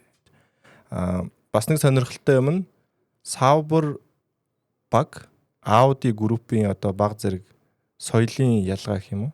Sauber нь болохоор одоо хичнээн олон жил удсан ч гэсэн дандаа юмхнаар юм хийдэг баг. Одоо гэж Mercedes, Ferrari шиг тийм ингэ зод одоо сүр хүчээр их мөнгөөр хүний тоогоор ингэж амжилтын төлөө биш одоо дундч баг байхад хангалттай Формула 1-д байгаа гэдэг нь одоо нэр төрж юм уу те хаяа нэг подиум гэдэг тиймэрхүү философитой баг те. Тэгээ ажилтны тоон цөөхөн. Audi-гийн одоо нөгөө нэг зорилго нь болохоор одоо төрүүлдэг те 5 жилийн дотор тэгээ 5 жилийн дотор авраг болдог баг хийн гэдэг зорилготой орж ирж байгаа. Тэгэхээр энийг яаж одоо тэр соёлыг хувиргаж одоо тийм төрүүлэх хэмжээний баг болох вэ гэдэг бас тийм асуултууд байгаа юм лээ. Биз. Тэ. Гурав дахь нь болохоор бас яг одоо Audi, Mercedes Audi гэдэг шиг Ford Ferrari гэдэг кинод шүү дээ. Манай үзэгчдээс бүгдээрээ үзчихсэн байх. Тэрэн шиг Америкт 3 уралдаантай болчлоо. Apple TV-гээр, Netflix-ээр тий дамжуулъя гэд маш том одоо Америкийн зах зээл рүү орж иж байгаа тий Формула 1 хүчтэй. Тэрний одоо тэрэнд нэг сул тал байсан гэхээр яг бүтэн Америк баг одоо формулад байхгүй байсан. Хаас-эдгээр Америк гэж явдаг хэдий ч одоо тий бүх юм нь тий өөртөө яг бүх юмаа хийдэггүй. Тэгээ Ferrari-га нэг юмнуудаа худалдаж авдаг. Тэгээд нэрэн дээрээ л Америк болохоос яг бүтэн Америк баг л биш байсан. Тэгээд Америк бол мэдээж машины зах зээлийн одоо маш том үйлдвэрлэгч одоо орны нэг. Тэгээд тэр утгаараа Америкийн төлөөл Формула 1-д орж иж байгаа нь бас маш том. Тэгээд бас ялгаагүй Audi шиг одоо Cadillac нөгөө Ford-ор Ferrari-г гүйцэнэ гэдэг шиг одоо Америк машины Америк багийн одоо хүчийг формулад үзүүлэхээр орж иж байгаа. Нэг бас сонирхолтой юм бэ л ч та одоо 24 оноос эхлээд хүмүүс одоо ажилтан авч эхэлсэн. Тэгээд ажилчдаа бас одоо нэг юм зах зээлээс илүү цалин санал болгож эхэлсэн. Тэгээд одоо өөр багуудаас ингээ хүмүүс аваад шинээрөөс хүмүүс аваад тэгээд одоо бараг 400 бас 600 болтлоо ингээд нэг жилийн дотор ажилт нь өсөө тэр нь бүр уралдаж эхлэегүй байхдаа ингээ хаасаас олон ажилчинтай болсон. Тийм одоо бас том амбицтай прожект. Тэгээд эхлэх хөрөнгө нь болохоор $1 тэрбум эхэлсэн. $1 тэрбум нь хагасан зүгээр баг нь эхлээчгүй байхдаа нөгөө нэг бусад багуудаа хувааж өгч байгаа шүү дээ. Формулаг нэмээд орж ирж байгаа гэдэг. Тэгээд үлдсэн $450 сая нь дахиад 200 зүгээр л юм хөгжүүлэх ингээ байшин барихад ингээ дахиад явж байгаа. Тэгэхээр амар хөрөнгө оруулж орж ирсэн ч гэсэн тэр нь бараг л баг гэх нэг алга болж байгаа. Виржиниад үлдээ офис нь барих биш юм баригдах юм л шүү дээ. Үйлдвэр нь. Тийм л байсан баг. Америкийн 4 газар нэг том 4 бейстэй юм билээ. Нэг газар нь шасиг нэг газар моторыг хөгжүүлэлт юу гэдэг. Тэгээд Audi, Cadillac хоёулаа бас нөгөө Английн Motor Valley гэ Silicon Valley гэдэг шиг одоо тэнд бас офис нээж байгаа. Тэр нь болохоор хүний нөөцөө улсаас нь нүүлэхгүйгээр тэнд нь ажиллах тийм стратегиэр. Тэгээ хоёулаа тэнд Англид бас офистэй болж байгаа лээ. Англичууд үү? Тий. За Audi манаас юу болж байгаа те? Audi Revolut F team гэдэг нэртэй болж байгаа юм л ч те. Nice нэр тийм биз дээ. Тэр гоё харагдчихсан шүү. Audi-гийн livery-н гоё л шүү дээ. Харуулсан. Монголог улаан гэсэн харттай тийм. За ерөнхийдөө нэг тиймэрхүү яг айл баг Audi ч гэсэн бас $1 billion ихний хөрөнгө оруулалт гэж ярьж байгаа юм байлээ. Тэгээд тэр $1 billion нь Volkswagen Group талын нөгөө талын Катарын бас нэг юм хөрөнгө оруулалт гэлөө. Нэлээд том Катарууд одоо ард нь байгаа учраас бас мөнгийг хангалттай цацах боломжтой гэдэг тийм юм байна мэлээ. Cadillac бол шууд General Motors GM шууд $1 billion банклаад гаргаж байгаа. Чамаг ярьж хахад нь сая юу саналаа л да. Түрүүн яригч байгаа мартсан. Одоо хелмет байхгүй болохоор ерөнхийдөө рейсинг бүүлийг бас зарах магадлал гарч магадгүй. Одоо нөгөө нэг юуны үгний хүүн гэдэг шүү дээ. Сая одоо хоор нэрийг халдаг те. Энэ хэцүү нэртэй юм бэлээ. Тэр ерөнхийдөө бас нэг юм охин компани жишээ баг авч явах те. Ахаад зардал гарах юм хэрэг байна. Ерөнхийдөө жоохон нэг skeptical хандлагатай. Тийм учраас одоо ингээд бус томчууд орж ирэх гээд байгаа учраас ерөнхийдөө рейсинг бүлийг сайхан үнэргэж байгаа. Зарах тийм бас юу гаргалгаа байж магадгүй. Яг магадгүй дараа жилдээ биш ч гэсэн ерөнхийдөө идэх байх гэдэг таамаг бас яваад байгаа юм билээ. Одоо ч бол нэг зөв цаг үеийн сте зарвал. Тийм одоо яг хайп хамгийн амар over юу болцсон байгаа юм. Bubble болцсон байгаа тийм.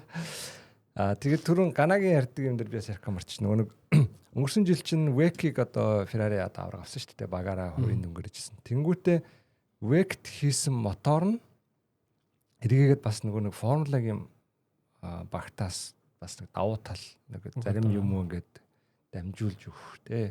Ноу хав хуваалцах бас тийм давуу тал байгаа гэдэг юм. Нөгөө багууд нэрсэл юм байхгүй. Wake-ийн юу байхгүй. Одоо Wake чинь жишээл нь удаан ажилтдаг тийм мотор ингээд нэг шисэртэй найзартай тийм тиймэрхүү талаас аач юм учраас тийм юу байгаа гэдээ бас тийм бичсэн. Тэрийг бас хэлж байгаа марчаа. Тийм нөгөө Audi бас нөгөө юу яцсан мэс нөгөө нэг Toyota-гийн Герман Кёлэнд байдаг хамгийн орчин үеийн нөгөө нэг вин түнэлийг ашиглахтай хамтын ажиллагаа гэрээтэй. Cadillac болохоор өөрсдийнхөө вин түнэлийг Америкт барьж байгаа. Одоо 27 он болтлол Ferrari-гийн юмнуудыг хэрэглэнэ. Гэхдээ тэрнээс хойш бүгдийг өөрсдөө үйлдвэрлэнэ гэдэг зорилготой. Тийм байлаа. Тэр нөгөө юу ярьж байсан шүү дээ. Нөгөө бүх сэлбэг юм уу гэдэг Cadillac өөрөө хийнэ гэдэг шиг. Энэ жил нөгөө бас Williams-ийн давуу тал тэрэндээ байсан. Яг нөгөө өнгөрсөн жил чинь нөгөө уртлын нөгөө далавчаа гинтээс чи юу запас байхгүй шүү дээ. Тэгдэг шиг тийм асуудал одоо Williams энэ жил ерөөс баггүйсэн. Бүх сэлбэг юмуд нь уучлаад төлөвлөөд ингээ хийцсэн те бэлдсэн байсан. Тэр бас нэг давуу тал болсон гэдэг Williams дээр ярьж ирсэн юм лээ. Окей. За дараагийн булан сэдв гарчиг гэх юм бол 26 оны багууд машина танилцуулах ивентүүд. Хэдэн айл өдрүүдэд те хэдэн сар хэдэн болох вэ гэдэг мэдээнүүд бол эцлэгдсэн. За хамгийн ихэнд болохоор Red Bull болон Racing Bulls баг 1 сарын 15-нд. За манай формула үзэгчд бол одоо энэ өдрүүдийг тэмдэглээд авах те. Тэсэн ядан хүлээх өдрүүд байгаа. Америк тэмшүүлэх те. Ford-ыг яагаад? Тийм. Detroit гэсэн юм байна. Detroit тийш тийм үү те. Тэрний дараа болохоор Haas 1 сарын 19, Audi 1 сарын 20-нд, Mercedes 1 сарын 22-нд, Ferrari 1 сарын 23-нд, Alpine бас нэг өдөр юм шүү дээ. Энэ Haas бас 23-нд байсан. Аа. Haas бол 23-нд эхэл зарласан байхгүй. Тэгсэн чинь араас нь Ferrari Alpine ороод ирсэн чинь хэдхэн хоног өмнөлээ нөгөө нэг юм трафик үүсэхгүй бид нар ингээд нэг айгуугаа тэрийг гоё хэлчихсэн юм аа. Нөгөө 19 болгоцсон юм. Тэгээ наашилсан. Тэгээд Williams 2 сарын 3-нд, Cadillac 2 сарын 8-нд, McLaren 2 сарын 9-нд, Aston Martin бас 2 сарын 9-нд. 26 оны машина албан ёсоор танилцуулах нэ. Өнгөрөх нь өнгийн л баг шүү. Бодлого шүү гэсэн даа тий. Бодрын танилцуулаад яах шүү. Зарим нь бүр зүгээр л онлайн зураг тий. Ferrari бол юугаа яг уралдах юм шиг нэгдсэн шүү дээ. Угаасаа юун дээр хийдэг шүү дээ. Маранелла, Ярана зам дээр гараад явдаг. Их бах гэжсэн. За тийм байх нь шүү. Тэгээ манай үзэгчд одоо 15 болтол хэдхэн хоног болцсон шүү дээ тий. Төрсөө өдөр маань машин үзлэх нь. Оо багч чамд бэлэг барих юм да. Гана маа гэдэг машина хартаа гэдэг. Тийм болох юм байна. За дараагийн бидний хүлээх ёстой өдрүүд гэх юм бол тий. Энэ жил шинэ регуляшн, шинэ дүрмийн өөрчлөлттэй холбоотой нэг хийдэг байсан тестийг 3 болгож нэмсэн. Тэгээд энэ 3-ын эхнийх нь болохоор олон нийт таалттай. Барселонд одоо зөвхөн багууд машинтайгаа өөрснөө тест хийн. Энэ болохоор 1 сарын 26-наас 30 5 өдөр үргэлжлэнэ. Гэхдээ энэ 5 өдрөөс багууд 3 өдрийг сонгоод тавлна биш юм байлээ. Сонгосон 3 өдрөө энэ 5 дотор тестинг хийх боломжтой. За биднэрт нээлттэй хамгийн эхний тестинг болохоор Бахрейнд 2 сарын 11-ээс 13-ны хооронд 3 өдөр явагдана. За хамгийн сүүлийн 3 дахь тест болохоор Бахрейнд 2 сарын 18-наас 20-ны хооронд. За багууд шинээр хийсэн мотор одоо жинхэнэ шасси интернэтэй яах нь вэ? Зам дээр одоо гараад үзвэл яах нь вэ гэдэг анхны тестүүд явагдах нэ. Түрүү нэг юу байсан штэ. Яг энэ тестингтэй холбоотой энд ороод ирлээ. Ford-ийн нөгөө тэр том хүнээс асуусан. Та нар яг мотороо хурдан сайн хийж ийн гэдгийг одоо яаж мэдэх вэ гэдэг. Бусад багуудтай харьцуулахад одоо ингээд тэр бол яг боломжгүй. Тестингийн эхний өдөр л одоо харьцуулагдалтаар бол харагдана. Гэхдээ бид нар математикаар theoretically одоо боломж хийдвэ гэдгийг бол мэдчихэж байгаа. Одоо ийм regulation ийм хэмжээтэй мотороос макста тийм гарна гэдгийг л мэдчихэж байгаа. Тэгээ бид нар бол тэр тоондоо бол гоё хангалттай байгаа. Одоо гоё байгаа. Тэгэхээр бидний одоо тэр хүрч чадсан тоон бусдын одоо тоотой харьцуулахад гэдгийг мэдэхгүй зам дээр л мэддэгдэн. Гэхдээ бид нар бол одоо өөрсдийнхөө одоо тэр математик тоондоо бол гоё сэтгэл хангалуун байгаа гэсэн. Тэгээ ерөнхийдөө нэг Америкчин дээр үесэл ер нь л моног мотор хийдгээр алдартай шүү дээ. Юу Mustang те GTR Shelby мэлвч дандаа л 8 12 0 мөл бүр солиотой. Тэгэхээр мотор дээр гайг баг те Muscle car гэдэг тусдаа юм юу сэр үүсгэсэн те Muscle car гэдэг нөгөө сайлгц мэлгц үсэх нь хамаагүй те зүгээр зодож урд явдаг те ярна гэлээ зүйл ярна. Тэгэхээр би бол гайг багт гэж бодож байна. Cadillac Ford хоёрыг асуудалгүй бах уу? Манай модел Volkswagen Das.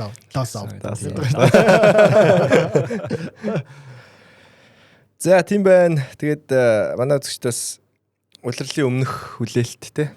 Энэ улирлээс юу нь хамгийн та бүхний сонирхлыг татж байгаа вэ гэдгээс коммент төрүүлдэгээрэй. Лайк, шеэр, subscribe хийгээрэй.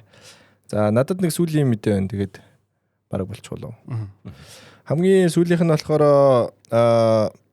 уламжлал ёсоор багийн принциплүүд, багийн боссууд жолоочд бие биентэй санал өгсөн. 25 оны шилдэг жолооч юм бэ гэдэг дээр. За тэгээд үнэмлэхүү гэх юм уу одоо бүх жолооч болон багийн эзэд бүгдээрээ Макс Верстаппен гэдэг дээр санал нэгдсэн.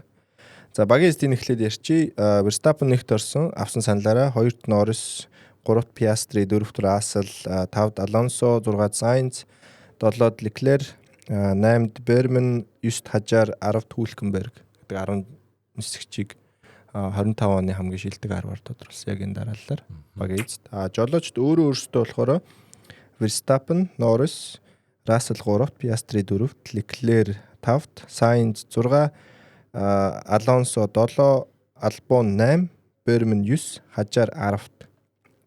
Орсон байна. Тэр ер нь бол өөр байна тийм ээ. дараал нь өөр болохоос ер нь бол яг энэ 17 нэр байгаа юм. Russell Piastri хамгийн сүүлийн орсон тийм. Мэдгүй энэ эхний 10 байна л. Тэгэл баг тий. Тий, бас муухай л энэ тий. 20-д орчихоор. Бас харуулахгүй юм яах тий. Хүний урамыг одоо тэгээ. Бас тэр чинь том айлын биз дээ. Тий. Энэ яах вэ? Яах вэ энэ доороор тий. Энэ яах вэ 19 би яг 20 ингээл чи хүн л бас тий. Үлдсэн 10 нь л өөрийг 11-т орсон гэж бодож байсан. Мэн чи 11-т. бат штэ. Нэг тэмцээнд бас нэг контрент тэмцээн нэг тэдээс тэд орсон гэдэг штэ. 11-ээс 20-д орсон гэлээ. Тиймэрхүү үрдэн гарсан байна. Тэгээд яг энэ автоспорт гэдэг веб хуудасаас өөрсдийнхөө мэдээ бичдэг хүмүүсийн санал, уншигчдын санал гэдэг байгаа юм л да. Тэгээд яг энэ болгон дээр бүгдэн дээр нь Verstappen дөрүүлсэн. Нэг сонирхолтой юм нь болохоор өөрсдийн мэдээ бичдэг хүмүүс нь Russell-ыг 2-т оруулсан байна. Leclerc 3-т, тэгээд Norris-ыг бүр 4, Piastri 5 руу. Тэр их зүгээр машин сайн гэдэг утгаар. Харин тийм яг нэг тиймэрхүү утгаар. Нөгөө юун дээр формулагийн өөрийнх нь сайт дээр юу гараад байдаг шүү дээ. Нөгөө нэг машинаас болсон юмыг тооцохгүйгээр яг жолоочийн үнэлгээг гаргаад байдаг шүү дээ. Тэр ч бас амар зурж гардаг шүү нөгөө нэг. Тэрэн шиг л юм хийсэн юм байна л да бодвол. Үзэгчд болохоор Verstappen, Piastri, Norris, Leclerc, Russell, Hülkenberg нэлен дээр орсон. Antonelli үзэгчд болохоор оруулж ирсэн. Өмнө байхгүй. Тэгээд нэг иймэрхүү л жигсаалтай. Hadjar, Albon, Vermin гэх нөгөө нэг ер нь энэ 10 бол ер нь тийм л явж байгаа юм лээ. За. Ганагийн хувьд ихний 5 юм бэ? За, Max ойлгомжтой. Бас Max-ыг доош нь хийчих гэсэн чинь дээр дайрчил. Би чаа нэг критикл боллоо. За Max-ыг доош нь хийчих байх гэсэн чинь. Max ойлгомжтой. Тэгээд хоёрт George Russell тэгээд 3-т Vermin тэгээд Hadjar-т нэлээ. Рукнүүд дэш навалсан та. Яг бол үнэхээр одоо юу гэдэг руки хүмүүс орж ирээд одоо өмнө нь одоо юу гэдэг нэг сайн амжилт үзүүлдэг байсан. Энэ дээл орж ирээд нэг бөөндөө тийм бөөнөр айгуу тийм. Тэгээд дээр нэг туршилтаа хүмүүсээ ч гүвж ийн бас тэгэл онооч сайн авлаа. Одоо наач оруулах юм бол дахиад өөр хүмүүс байна л Sainz тэр гэл. Гэтэ зүгээр ягаад ч рүүкнүүд оруулсан ажил. Тэр хүмүүс чинь бас юугаар авчиж байгаа байхгүй те. Бас нэг туршлагаараа аваа явчих. Тийм туршлагаараа ямар нэгэн байдлаар одоо өмнөх үз чарсан мэдсэн хүлээлтээс илүү оймс гэдгээрээ бас явж байгаа тэгэхээр. Окей. За яг мэдээж миний хувьд бол хин Max бол илүү байлаа л да. Юун дээр бол би хоёр дээр нь Piastri гэтэл тавьчмаар санагдаа та. Яг мэдээж нөгөө нэг туршлага байхгүй учраас дундуур 2 дахь сизон навцал ер нь жоохон баларлаа л та. Тэгэл ер нь бол аюу гоё явстай. 3 дээр нь харин өстө жинхэнэ хэнийг тавьчвал зүгээр баха. Russell-ыг тавьчвал. Бас чирлээ шүү дээ. Мерседес сайн машингүй байсан шүү дээ. Сайн биш байсан. Гэхдээ манай хүн бол байнга л оноо авлаа те. Одоо тэр ард нь яг яриад шүү дээ. Хүн урд нь байгаа хүмүүстэй үртэл нь 3 нь алдаа гарахад манай хүн яг орчиход байгаа. За нэг нь хүлээг л байж дээ.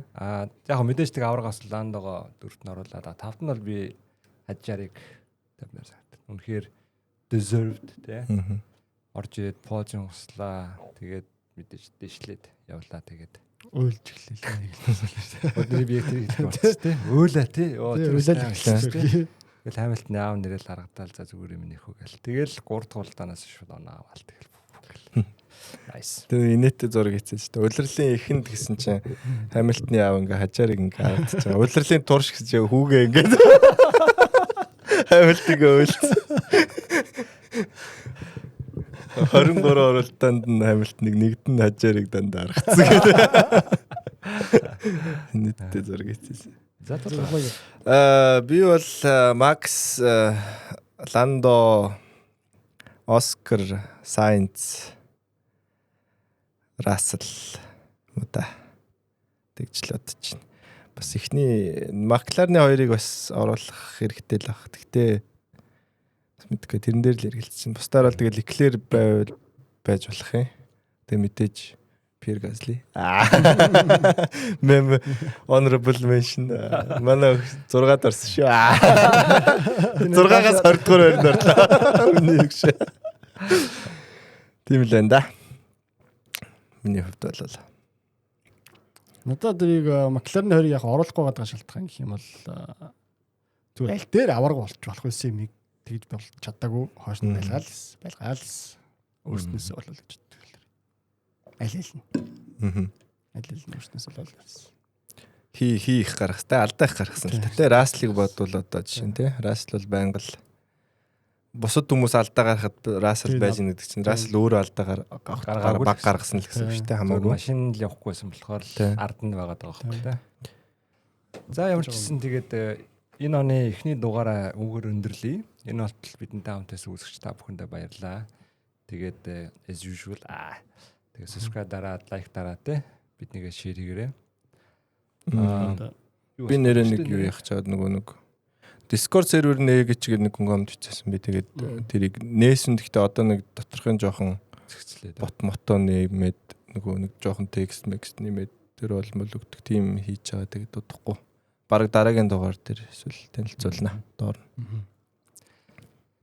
Тийм байна. Тэгээд дараагийн дугаараа бидэд бас нэг эрх улирлын регулейшн ерөнхийдөө яаж өөрчлөгдөж байгаа талаар яриад үлдсэн топ 4 баг өнгөрсөн жил яаж оролдов юу болов гэж тайлбар ярих гэж байгаа. Тэгээд та бүхэн ч гэсэн бас асуулт байвал бичиж үлдээгээрэй. Бид тэр аваад бас дараагийн дугаартаа ярий. Дугаараа ерөнхийдөө багууд эхний одоо нууц юу явах гээд байгаа шүү дээ. Бэлтгэл явах гээд байгаа шүү дээ. Тэг яг нууц гэжтэй тэгээд мэдээж хулгааны юм гарч ирээ тий. Тэрийг нь харин харж байгаад бас тэрний дараа нэг дугаар хийх бодолтой байгаа. Мэдээлэл ерөнхийдөө олонныхын дараа тий. Өнгө ер нь ямар шиг байна тий. Тэгэж ярих гээд байгаа. Тэгээд та бүхэн комментээс авалдагээрээ лайк дараа шеэр хийгээрэй. Тэр үеэс нэг шоу мом сонсогдоод нэг тийм мэдснийхэн дараа тэгэхгүй шууд яг тест хийсэн дараа болохоор сайн мэддэхгүй шүү дээ тий. Мэдээлэл болцсон үедээ дугаар инэ гэж сонирхолнаа. Юу болж ийна. Юу болсон гэдэг. За тэгвэл өдөө хүртэл хамт байсан. Та бүхэндээ баярлалаа. Subscribe бити мартаарай. Мэдлээ удахгүй 1000 хүрэхгээл байгаа. Хурцмаар л байгаа. Тэгээд бас 1000 хүрэхээр дараагийн дугаараа оруулах гэдэг. Тийм болохоор тэгээд. За нэг удаа дуусгая. Өдрийн сайн баяр та. Баяр та.